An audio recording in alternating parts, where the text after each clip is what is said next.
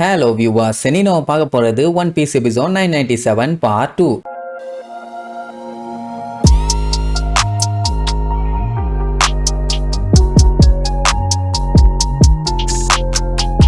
Open பண்ணா போன பாட்டுல கைடோ நம்ம லூஃபியோட சேலஞ்சை ஏத்துக்கிட்டு அப்படியே பிளைங்ல அவன் கோட்டையை விட்டு வெளியில போனான்ல, இவனுங்களும் ஏதோ பஸ்ஸை புடிச்சிட்டு போற மாதிரி பின்னாடியே போனானுங்க. இப்ப பாத்தீங்கன்னா வெளியில வச்சு டைரக்ட் சண்டை. ஆமா, எவ்வளவு நேரம் தான் ரூமுக்குள்ளேயே போட்டு எல்லாத்தையும் குமிழிட்டு இருப்பாங்க. நல்லா காத்தோட்டமா அடி வாங்கினா தானே நல்லா இருக்கும், அடி கொடுத்தா தானே நல்லா இருக்கும். சொல்ல போனா இதையே தான் கைடோவும் சொல்லுவான். உள்ளுக்குள்ள இருந்து போர் அடிச்சு போச்சாமா, டெட்லி ஃபைட்டை நல்லா ஓப்பனா வச்சுக்கலாங்கிற மாதிரி சொல்லுவான். அதுவும் எப்படின்னா அன்னைக்கு நடந்துச்சே ஓடனோட ஒரு ஃபைட்டு, அந்த மாதிரி சண்டை போடலாமா. இதுல வேற அன்னைக்கு கொஞ்சம் விட்டுருந்தா கண்டமா இருப்பான், ஏமாத்தி ஜெயிச்சுட்டு இதுல வேற ஃபன்னி மேனாமா. இவனோட கான்பிடென்ட் என்னன்னா அன்னைக்கு அளவுக்கு இன்னைக்கு சண்டை கண்டிப்பா இருக்காது, ஏன்னா ஓடன் செத்துட்டான். அவனோட அல்லக்கைங்க தானே நீங்களும் கண்டிப்பா சாகத்தான் போறீங்க அப்படி இப்படின்னு பயங்கரமா மிரட்டுவான். இவனுக்கு கிண்டல் பண்ற மாதிரி பேசுவானுங்க. என்னன்னா அவன் டிராகனா மாதிரி சண்டை போடணும்னா அவனோட கோட்டைக்குள்ள இருந்து சண்டை போட முடியாது, அதனாலதான் எல்லாத்தையும் வெளியே கூப்பிட்டு வந்திருக்கான். எங்களுக்கும் அதான்டா பிரச்சனைங்கும் போது மிங்ஸ் கூட்டம் மொத்தமும் அப்படியே பிச்சுக்கிட்டு வந்து நிப்பாங்க. இந்த ஒரு நாளுக்காண்டி தான் இவ்வளவு நாளா வெறிகொண்டு காத்துக்கிட்டு இருந்தாங்க. வந்தாமா அவனை பார்த்து 4 வார்த்தை பச்சை பச்சையா கேட்டமா சண்டைய ஸ்டார்ட் பண்ணாமான்னு இருக்கணும்.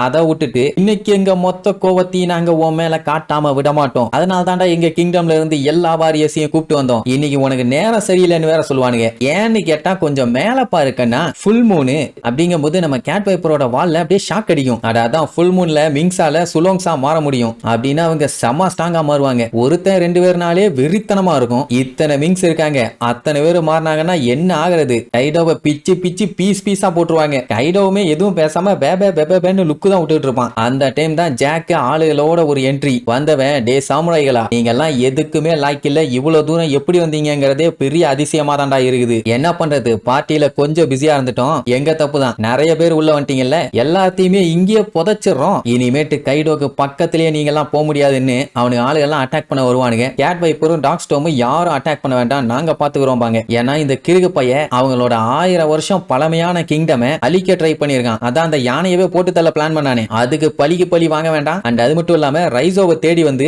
அவ்வளவு குடும்பப்படுத்தினான். 1000 டைமுக்கு மேல சொல்லிட்டாங்க. அந்த மாதிரி ஒருத்தன் இங்க இல்லவே இல்ல, நாங்க பார்த்ததே இல்ல, கேள்விப்பட்டதே இல்ல, அப்படி ஒருத்தன் நிஜமாவே இருக்கானா அப்படின்னு அந்த ஊர் மக்களால எவ்வளவு மாடுலேஷன்ல சொல்ல முடியுமோ அவ்வளவு மாடுலேஷன்ல சொன்னாங்க. ஆனா இந்த ஜாக் விட்டானா எல்லாத்தையும் போட்டு தொவன்னு துவச்சு எடுத்துட்டான். இத்தனைக்கும் எங்க மேல டவுட் இருந்தா பரவாயில்ல, நீங்க எல்லார் வீட்டுக்குள்ளேயும் போய் தாராளமா தேடுங்க, இதுல யாரும் எதுவும் சொல்ல மாட்டாங்கன்னு சொன்னா கூட கேட்கல, நீங்க தான் ஒப்படைக்கணும்னு சொல்லி பிரித்துட்டானுங்க. இவங்க மட்டும் என்ன சாதாரண ஆள்களா? இவங்க ஒரு சைடு அவனுங்களை போட்டு பொலன்னு பொலந்து கட்டின உடனே என்ன பண்றதுன்னு தெரியாம பயத்துல தோத்துருவோன்னு விஷவாயுவை கிளப்பி விட்டு எல்லாருமே மயக்கம் போட்டு பொத்துன்னு விழுந்தாங்களா. அதுக்கப்புறம் ஏதோ பெரிய வீரானுங்க மாதிரி கத்திய கொண்டு போய் அவனுக்கு காலை வெட்டுறது கையை வெட்டுறதுன்னு ஒவ்வொருத்தரையுமே கண்டம் பண்ணானுங்க. அதுலயும் அந்த ஜாக் தான் நம்ம கேட் வைப்பரோட கைய ஒரு போடு, டாக் ஸ்டோமோட காலை ஒரு போடு, அப்படி போட்டு இவ்வளவு கஷ்டப்பட்டு விட்டானுங்க. உடனே ரைசோ முன்னாடி வந்து, நீங்க தேடி வந்த ஆள் நான் தான்டா, அறிவு கட்ட ஜாக்கு, என் உயிரை காப்பாத்துறதுக்காக தாண்டா அவங்க அவ்வளவு கஷ்டப்பட்டாங்க. மகனே, நீ அவங்க மேல கைய வச்சதுக்காகவே உன்னைய வச்சு செய்யாம விட மாட்டேன்னு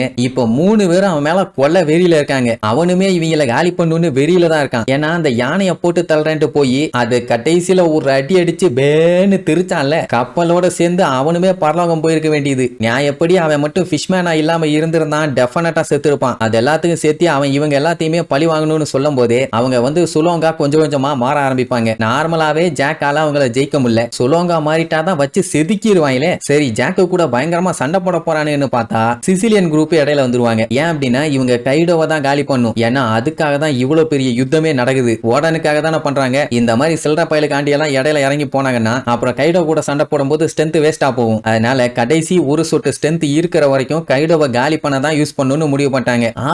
இடையில அவங்களோட பரம்பரை பகையவே மறந்துடுறாங்க. வாட்டபிட்டி அந்த டைமுங்கும் போது மிங்ஸ் எல்லாம் அந்த ஃபுல் மூனை பார்த்து அடுத்தடுத்து சுலோங்கா மாறுவாங்க. பார்க்கவே பட்டு பயங்கரமா இருப்பாங்க. இவங்க எல்லாம் சாதாரண ஆள் இல்ல, ஃபைட்டர்ஸுங்க. நல்லா யோசிச்சு பாருங்க, கேரட் சாதாரண பொண்ணு தான், ஐ மீன் அவளும் ஃபைட்டர் தான், பட் இவங்க அளவுக்கு கிடையாது. அவளே சுலோங்கா மாதிரி எதிரியோட கப்பல் எல்லாத்தையுமே கதி கலங்க வச்சா. அப்படி இருக்கும்போது இவனுங்க ப்ரொஃபஷனல் ஃபைட்டர்ஸுங்க. அப்போ இவனுங்களோட பவரும் பலமும் எந்த அளவுக்கு இருக்கும்? ஒவ்வொருத்தரையும் பார்த்துட்டு கைடோட ஆளுகளே மிரண்டுட்டானுங்க. உடனே ஜாக் என்ன சொல்லுவான், அதெல்லாம் பார்த்து பயப்படாதீங்க, சுலோங்கா ரொம்ப நேரத்துக்கெல்லாம் மாற முடியாது, கொஞ்ச நேரம் மட்டும்தான், அது வரைக்கும் இவங்களை எதிர்த்து அடிச்சு அடிச்சு சமாளிச்சிங்கனாலே போதும், அதுக்கப்புறம் இவங்களை ஈஸியா காலி பண்ணிடலாமா. அவ்வளவு நேரத்துக்கு அவங்க விட்டாதானே, இவங்க கிட்ட ஆளுங்க கம்மி, அவனுங்க கிட்ட ஜாஸ்தி இல்ல. டேய் நீங்க மட்டும் தான் பீஸ்டாடா, நாங்களும் பீஸ்டுங்க தான்டா, வாங்கடா பாத்துக்கலாம்னு சொல்லி 2 குரூப்புக்கும் சண்டை ஸ்டார்ட் ஆகுது. சொல்லுவாங்கன்னா சும்மாவா, போற போக்குல சம்பவம் பண்ணிட்டு போவாங்க. பெரிய பெரிய மான்ஸ்டர்ஸ் மாதிரி வந்தவனுங்க எல்லாம் அசால்ட்டா அடி வாங்கி மண்டைய போட்டுருவானுங்கன்னா பாருங்க. அவங்க அங்க ஆரம்பிச்சிட்டாங்க. இங்க கைடோவை காலி பண்ணும்ல கேட் வைப்பரும் டாக் ஸ்டோமும், அவங்க சைடு கைடோவை பார்த்து வெறியாகி அவங்களுமே சொல்லுவாங்க மாறுவாங்க. கைடோ அப்படியே ஸ்டன் ஆகி போய் தான் நின்றுட்டு இருக்கான். ஏன்னா அவங்ககிட்ட இருந்து எந்த ரெஸ்பான்ஸும் இல்ல. பட் அவ்வளவு சீக்கிரத்துல டெஃபினட்டா அவனை காலி பண்ண முடியாது. எப்படியும் சண்டை கொஞ்சம் பெரிய லெவலா நடக்க போகுதுன்னு மட்டும் நல்லா தெரியுது. ஒண்ணு மட்டும் உறுதி, தோத்தாலும் ஜெயிச்சாலும் லூஃபியும் கைடோ கிட்ட வந்து சண்டை போட்டாதான் இந்த ஃபைட் ஃபுல்ஃபில் ஆகும். இவங்களால எல்லாம் கண்டிப்பா கைடோவை ஜெயிக்கவே முடியாது. இது என்னோட கெஸ்ஸிங். உங்களுக்கு என்ன தோணுதோ கீழே கமெண்ட் பண்ணுங்க. இதுக்கப்புறம் சண்டை எப்படி தரமா நடக்க போகுதுன்னு அடுத்தடுத்த எபிசோட்ல பார்க்கலாம். டாடா.